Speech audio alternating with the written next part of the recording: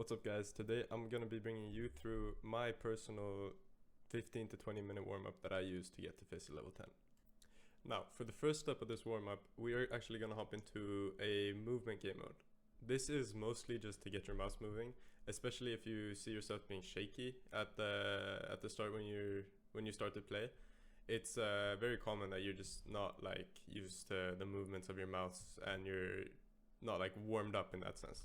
So the main movement game modes that I would suggest for this are either B-hop or surf. You could also play KZ, however I find that KZ is a bit more tacky and isn't really like warming up your mouse movements as much as surf or B-hop would, as it's more smoother, quicker based movements. Now, if you don't know how to head into these special game modes, what you want to do is open up your Counter-Strike, go onto the play icon, go onto matchmaking, head over to the community server browser, and it's going to pop up this little tab here. And what you want to do is firstly put in Counter-Strike 2, of course. Then you want to search up either B-hop or surf. In this case, I'll be searching up B-hop. Then it'll be a little magnifying glass icon there, but it could also appear like that, and then you'll have to refresh it. One of the favorite maps that I like to have is this one here. It's a tier 1 to tier 2, so it's very easy B-hop just to get yourself like into the movements and into playing. You just go over to connect, and it should start putting you into the game mode. Now, as you'll see when we get in here, what I personally like to do, since it's not that important to have your native sensitivity for this, especially since I'm a very low sensitivity player, I would up my sensitivity. Obviously this will take a while to hone in your personal favorite sense, or the personal sense that you will be using for these movement game modes, and just getting right into it. So this is the map that I usually practice on, and it's just really good to like wake up if it's your in the sense like get your mouse movement and stuff. But yeah, so this is only just one of the game modes that you could be playing. Another is surf. I would also suggest playing tier 1 or tier 2 surf maps, as if it gets to more than that, it could end up kind of becoming a game of itself. And if your main focus is warming up for your Faceit games and stuff like that, then it's likely better to stick to just around 5 minutes of this. 5 minutes is good enough to get yourself warmed up and everything. I'll head over to a surf map and show you guys how that would look. It's very similar. Again, coming over to this community server browser here, but just changing the server name to surf instead. And here you can see there's a bunch of maps. You don't really want to look for these surf RPG ones. It's another game mode called Combat Surf, where you're shooting and surfing at the same time. What I like to play is this, for example. This is Surf Utopia. It's a very popular map. You probably have seen it in a bunch of B-hop, guess. Anyway, you probably have seen it in a bunch of YouTube commentary videos and things like that. As you play more of this, you'll kind of get more comfortable with it, and therefore it's not only just a good way to warm up, it's also a fun way to warm up, being that it's like just a chill way to get into mouse movements and general micro adjustments of your mouse. Obviously I'm not that good at surf, but that's besides the point. Now that brings us into our second practice method, which is the normal aimbots. Everybody knows this map. This map has been in countless aiming tutorials, which you might have seen before. There's a bunch of pros that warm up on this map. The way to get this map is you want to go into this Steam workshop here, and basically you just search aim_bots with a Z, and the map should come up right here. Now I already have it installed here, but I'll head over and show you my personal settings and how I like to play aimbots. Alright guys, so now we are in the aimbots mode here. So the first thing I go ahead and do is close off these this part of the map here.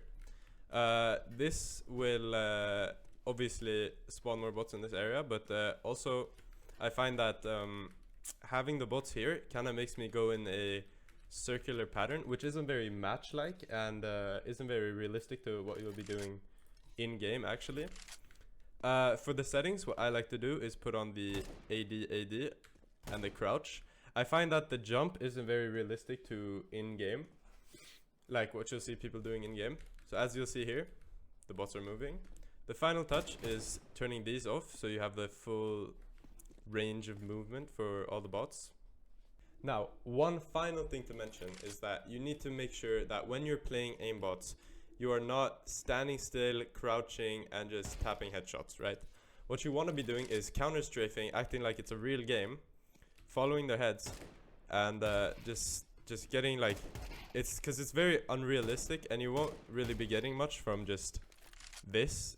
This is like, you're never doing this in game.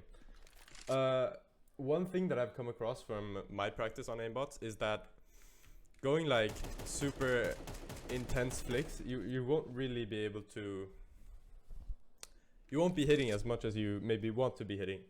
And that's why I think that taking your time, especially just like tracking heads, is a very important skill to have, and just being able to like take your time with headshots, you know?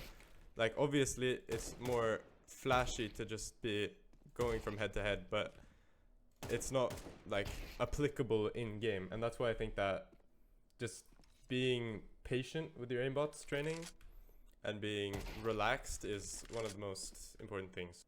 This practice should take around 5 minutes of your training, and I would suggest trying to get up to around 100 kills. It's important not to strain too much your forearm, as then in game your aim might be shakier due to fatigue in your arms. So yeah, now we'll move on to our third step, which is the second to final step. Alright guys, now on to our final step, which is the Recoil Master spray control. This is one of the more important steps. This is the one that I have seen help me most in game, and which I have applied most in my games.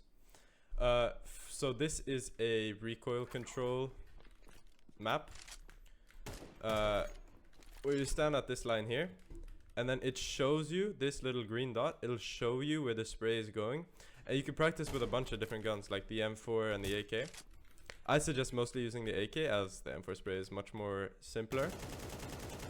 So it'll like, yeah, I mean, for this I would suggest a good score is around 28 to 27.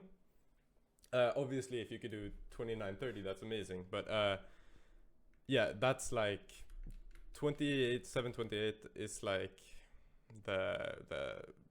you're good if you could hit 28 out of 30, you know? So, and another thing to mention about this map is that you also should be very chill on this map. What I see a lot of people doing wrong with like aim maps and stuff like this is that they're straining their forearm too hard, which is not what you do in game. You're not walking around like pressing your left click as hard as you can when you're spraying. So yeah. And for the last step, I will show you one of my personal favorite servers to practice 1v1s on. So this is also a community server here. I like to practice on these.